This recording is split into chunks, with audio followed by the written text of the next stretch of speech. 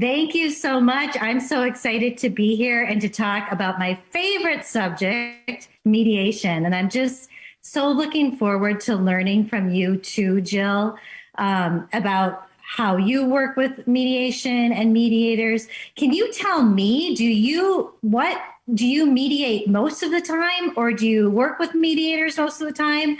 Or Yeah. do you represent individual clients through a divorce? I'm just curious. Yeah, I think that that's going to be a great distinction for us to make because I am a litigation attorney. So when people hire me, it is because they need an attorney. They've either tried the process of an amicable or collaborative, and they know that they're not going to get that direction without an attorney. I'm also a high litigation attorney. I've kind of created that name here in Utah. And so we get people that have high litigious cases. However, in Utah, every divorce case has to go through mediation at one point or the other before they can get to court and get to trial. And so we are a very high pro mediation firm. And in fact, even though we're a high litigation firm, we probably settle about 80% of all of our divorces in that first mediation that we end up going to. So I think that's a good distinction, Lisa, because you're a little bit different than me. So explain exactly to our listeners what you do. So sometimes I will get clients from attorneys who are struggling with trying to figure out how to divide their property, and I'll work with them on certain issues. But really, interestingly enough, most of my clients are couples coming to me who want to divorce different. Now, that being said, I'm an attorney, so I can give them legal information, but I always have them be represented by attorneys because I can't give them that advice. I'm a neutral person working with, the clients together. So I help them. And in the state of Minnesota and Wisconsin, I kind of walk them through the divorce paperwork. Recently, it's kind of changed. I've upped my game, I think. I started going through coaching myself and becoming a better person. And what I started doing with my clients is I throw in a little bit of coaching along with the mediation because it seems to work out really, really well. And so I now do things at a flat fee so that we can just spend our time working together through all the issues and trying to get our minds right when we go through the divorce paperwork. Yeah, I think that that's something I want to talk a little bit about because you have those mediators out there that are advertising and they get clients come in and they are like, you don't want an attorney. They're very anti-attorney. And they talk to him about how you don't need an attorney. This is the process you need to, give me $5,000 and I'll take you through this process. I want to talk about the difference of your perspective to that perspective, because I am always appalled by that, because I'm like, why would you not want to talk to an attorney who is the person that's going to be advocating for your rights? So talk to me about how that sets you apart in the fact that you are pro attorney, that you believe that it's important to have an attorney. I just, to the core of my being, you cannot give advice, and it would be the unauthorized practice of law if you did. So in my mind, there's no choice. I can tell the couple together. I can tell them what's marital property, what's not.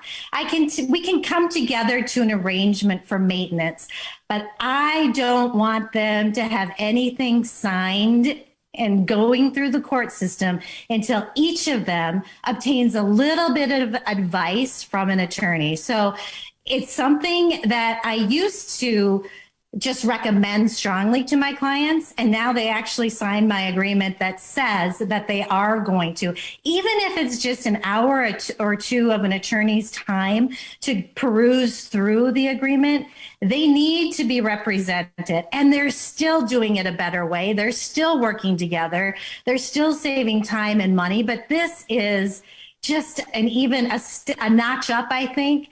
And, sometimes I have trouble too, because you don't want to have an agreement that isn't going to hold up in court. Yeah. Right.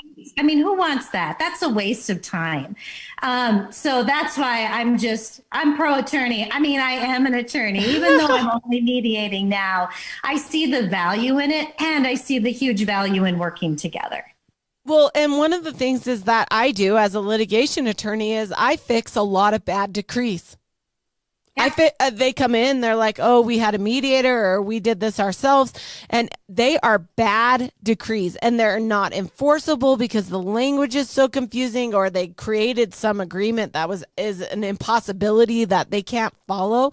And so I always suggest that, like, hiring an attorney doesn't mean that you become all of a sudden litigious. I mean, right. I tell all my clients, and you can even use this if you want, like, the difference between my $5,000 divorces and my $100,000 divorces are not the facts of the case. It is literally opposing counsel or opposing party. So if you have a litigious opposing party, guess what? That's when your case is going to become litigious, and you better attorney up and lawyer up and make sure that you're protected. So I love that. And I am super pro mediation. It's so important. But this is where I wanted to kind of go with our conversation as well, is that there are times when you're not ready to mediate yet. You know, and that is one of the hardest things about mediation, because even when I have my clients coming in together and they want to work on this together, it is filled with emotions. Yeah. This is not the time when people tell you to make decisions, right? Yeah. So that is something, and that's, Jill, that's where my coaching comes in. And I actually have a video that everyone watches before our mediation session to kind of get them ready. That being said, even when you prepare like that, this is such an emotional time. I give little tricks on how to calm down in the moment. But sometimes these are times when I love my flat fee, because we can stop, we can walk away, we can come back in a couple days. And sometimes that's necessary, because it's a hard time to come to, and you have to come to these agreements. And it's really tricky when you're emotional. Oh, absolutely. And in these litigation cases, so when they've hired me, they're fighting. I mean, it's just what it is. And a lot of times we'll get an opposing counsel, an opposing party that's like, I want to go to mediation immediately. And I have a client that is either like up in the clouds still, like the atomic bomb's just gone off and they can't even see 2 seconds in front of them, that they're wanting to make decisions based off of their emotion rather than rationale. And those are the clients I am now like, nope, we're not going to go to mediation yet, because it's not going to get you anywhere. You're not going to be able to make these rational decisions that we need to get you to be. So that's where I coach. I mean, I believe about 60% of what I do is actually coaching or, you know, helping my clients get to the point of being past emotional decision making and to rational decision making.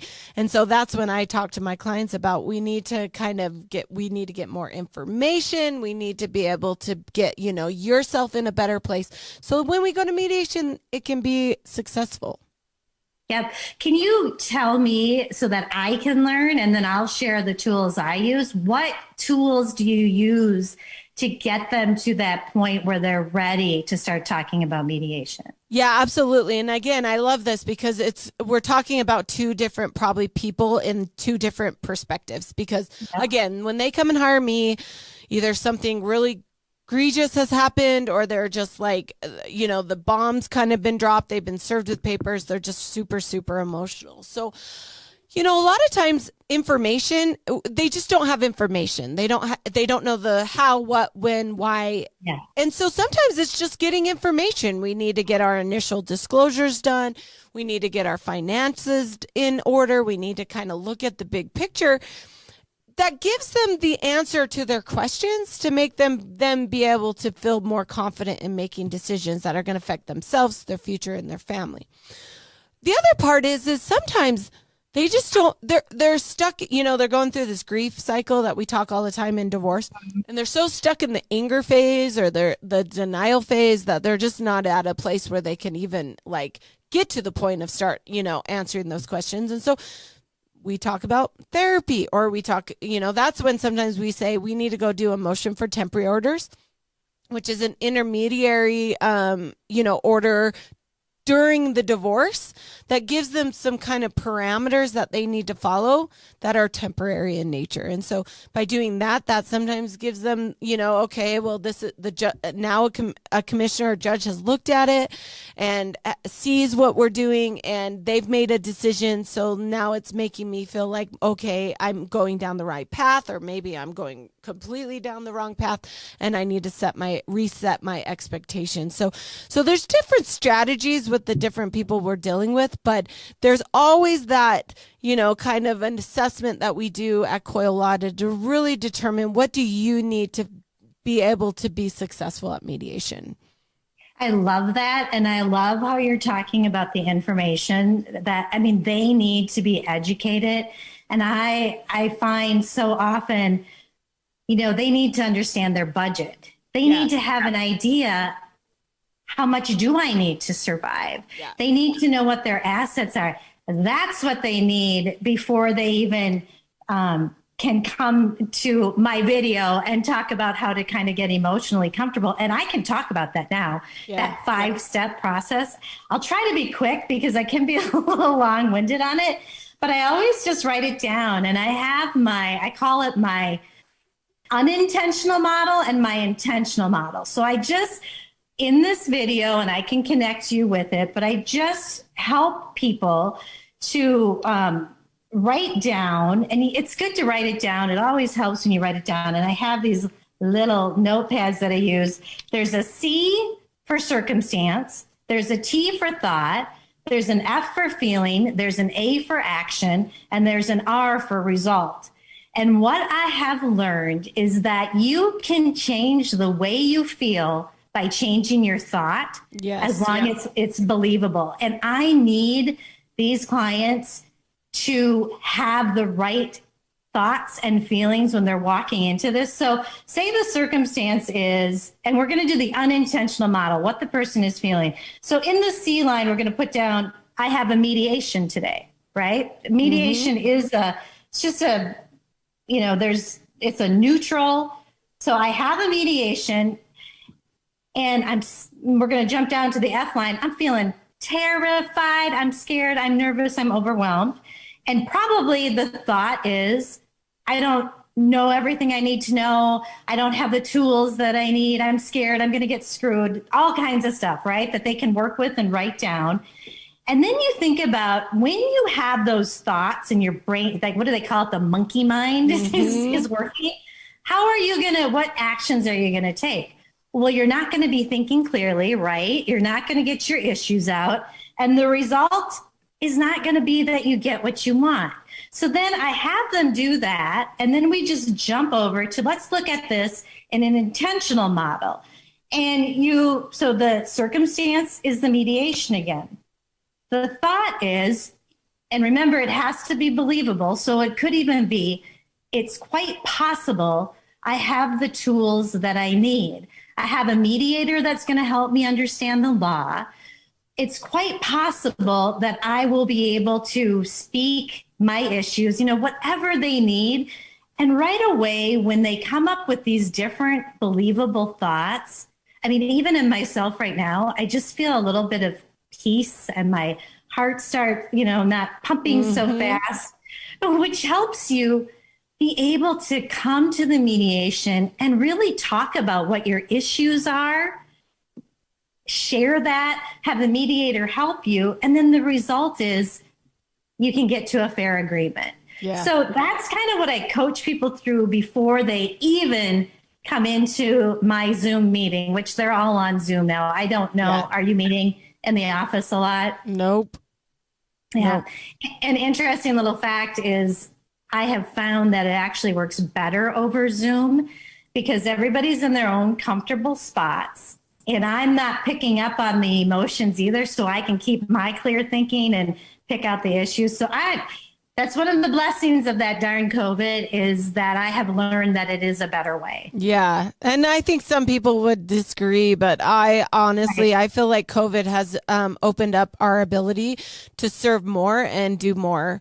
With us not having to, charge our clients to travel to court and the time that it takes, we're able to actually help more people. So I think there's a lot of benefits from going virtual. And one of the things I wanted to follow up with that, I love that system. And I think that that is so important because what I sit down with my clients before we have a mediation is I say, okay, this is where you need to be at. You need to know what you want. I can't tell you how many people they're like, I don't know what I want, like I don't want anything to change. Well, good luck. That's not going to happen. But then I say, well, but then you have to know, what you're willing to settle for. Right. And then I tell them, and then you need to know your bottom line. And they look at me and they're like, wait, what? How I have to go down there? I said, yeah. And I said, 99% of divorces are settled at your bottom line. And guess what? It's the bottom line of the other party as well. And both of you walk away feeling like you both lost, which I know. That's the best, most successful mediations out there. When you both feel like you don't win, you both give and take. But I also suggest that you have to know what is most important to you. You can't go down your list of 10 things that you want and say all 10 of those are the most important things to me, because what you're going to do is set yourself up for failure because you're never going to get that. So you need to prioritize them. And if children or custody or some kind of parent time is your number one thing, that needs to be number one. And then guess what? Number two is alimony or maintenance. Well, guess what? We're going to have to concentrate on number one. And if you get number one, but don't get quite as much as number two, that's a win in divorce. And so I really work with my clients to set their expectations to get to that level of understanding that going the way from mediation, you are not going to feel like joyous. I mean, some people are like, oh, I'm done. But at the end, you're all going to have some sense of, oh my gosh, I gave up too much. But if I pushed you that way to settle, then I know that we did a good job. And I try to set my clients up for that expectation so that they're not blindsided by that. And these points that you're making just made this a new video that I'm going to have my clients because it is so true. Just today, I hate to admit this, I had someone who hadn't thought through what their bottom line was. So we were sitting there with knowing how the assets were different, but nobody really knew where they were going. So yeah, we could have saved some time and we could have gotten moving had they thought of that ahead of coming into the session. So I'm going to use that. I so appreciate that. I love and that. I have to tell you too, I have your book right here. I saw it. And one of the things that I love about you is that you also want to empower people. And I feel like that's where we're very similar. Honest in my heart of hearts, I want people to be better after their divorce than they are during it. You know what I mean? I want them to be able to look back and say, oh, I'm so thankful that I did that. I'm so thankful that I'm here now. And, I feel like you kind of have the same, and your book is kind of helping people. Yeah.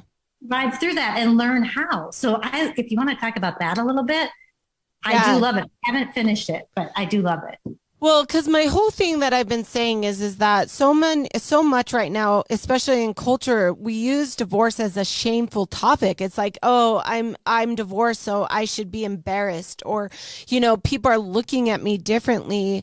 But when 50% of all marriages are ending in divorce, we need to change the narrative. And I've been saying this for years that this needs to not be a shameful subject. It's happening so often, like.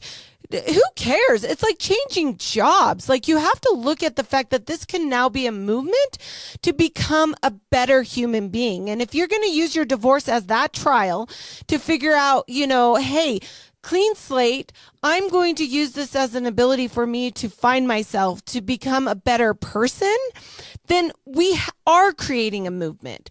And what a better way to make a better humanity, if you're using your divorce as an opportunity to become a better person, a better human, a better parent, a better friend, a better coworker, we're all going to benefit from that. So that's just what I've been saying is that we're all going through it. Everybody knows somebody that's been divorced. You might have been divorced. We all got that. So it's not an embarrassing thing anymore. This is a time for me to say, hey, that divorce, what did you learn from it? And what are you doing now to be better from it? And we see all these people that go through these really bad trials, like, they survived the death of a child, or their spouse died, or, we've gone through these hard things, and you see, oh man, look what they're doing. They're doing so much good in the name of whatever trial or tribulation they went through. And I was like, hey, if we did that with divorce, man, this would be pretty cool. Like, we become a better person, better people. I so agree. And I think it's so awesome how so many people, and there's so much information out there now about how they're doing this different, how they're being creative, and the momentum is there. And I love that. And, Jill, I think another thing that we have in common, we have a little bit of different stories, but I have never been divorced. So isn't it funny that this is my soapbox? I just want to bring peace to the process. And I've been married 30 years, and I want to help people so that they can get past this and have better future relationships. And I know your story is a little bit different, where you had like a touch with the reality of divorce. Yeah. So, we have different, but still here helping people to improve and see divorce. Like you said, you couldn't have said it better. It's an opportunity. Right. And, I this is kind of my saying is that I'm not pro-divorce, but I am a divorce pro. And I just kind of fell into family law, my story a little bit, and doing divorces. And what I recognize is I'm really good at it. I'm able to be empathetic. I'm able to understand people's plights, and then I'm able to really advocate for them to where they're heard. And I think that's the biggest thing with divorce is they just want to be heard. They just want to be seen. And so many times through a divorce, you just feel like that is taken away from you because your partner, your partner in crime, the person you've been waking up with gets taken away. You've been with your kids every day of their life, and now you're losing them 50% of the time. It is this shock of, oh my gosh, I'm not seen, I'm not heard, I'm not fought for. And so, I've created my entire practice to now where, we see you, we hear you, we advocate for you in a different way. And it doesn't mean that we want to make things muddy or we want to make, things crazy. We want to advocate for you so you feel heard, and that your future, your family, and yourself are protected in the best way possible. We are moving into a place where divorce can be different. Yes. And it should be different. Yes. And your way, my way, neither way is necessarily wrong. But I absolutely agree that there are people out there, mediators alike, attorneys, that they don't care about you. They care about your money. Right. And I will never be that attorney. I'll never be that person. I want to make a difference, and I want you to make a difference. And just like you said, I want you to go into the next relationship, the whole self. Yes. You talk about that. You talk about how you mentioned that about how, you want people to be able to become their whole self to go into the next relationship. I mean, because What does that mean? What have you seen, being able to see people, use this as that opportunity to become a better person?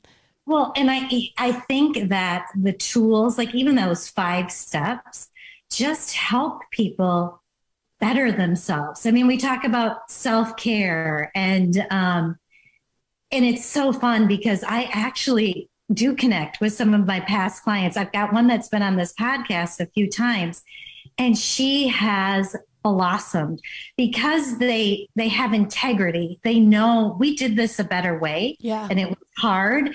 And I'm not, Jill, I'm not saying that it takes 2 people to be able to do this the way I'm doing it. I help them see the issues. I'm not saying that this is the only way to do it, but I'm saying that there is a lot of people out there that can work this way with a mediator. Some people need to work with a litigator.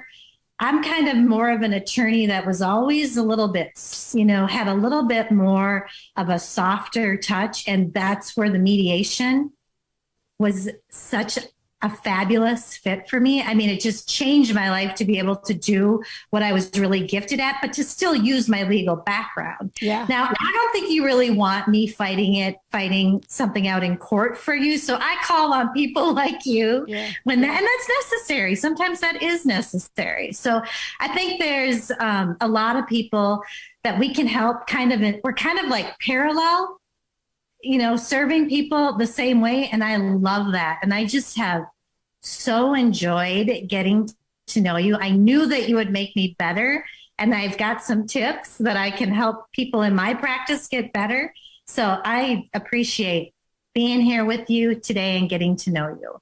Yeah, same. I think that this was just an amazing discussion and helping our clients know that there's not a perfect way, but there is a better way. And people like, you and I, Lesa, that are striving to show that. And, the more people that hear it, the more people that we can share that with. And I also want to just point out, I love supporting women like you, and I am grateful for women like you supporting me. I think in our community, in what we do, we are the minority. And so whenever I can stand on the shoulders of another strong woman doing what I believe is such good and is that's my calling, that's what I want to do. And so I'm more than happy and proud that we met and that I can do that for you. You just gave me chills. Thanks, Jill. You did. Wonderful. Well, thank you again, Lesa. It's just been fabulous. I can't wait to get to know each other better. Just for my podcast listeners, I'd love them to know where they can find you and where they can get a hold of you if they're interested. Yeah, it is very simply lesakoski.com, and it's Lesa. You will be able to connect with me everywhere. I'm on Instagram, Facebook, LinkedIn, YouTube. I have my podcast, Doing Divorce Different. So, and Jill, if you want to let the listeners that I have know how they can get a hold of you and a hold of your book, I'd love to hear that. Absolutely. It's easy too. It's my name too. It's all things Jill Coil, jillcoil.com, Jill Coil Instagram. And then, my law website is coillaw.com, which goes right into any information you need legal wise, especially for Utah as well. So thanks, Lesa. You've been a joy. So have you. Thanks, Jill. Take care. All right. Till next time.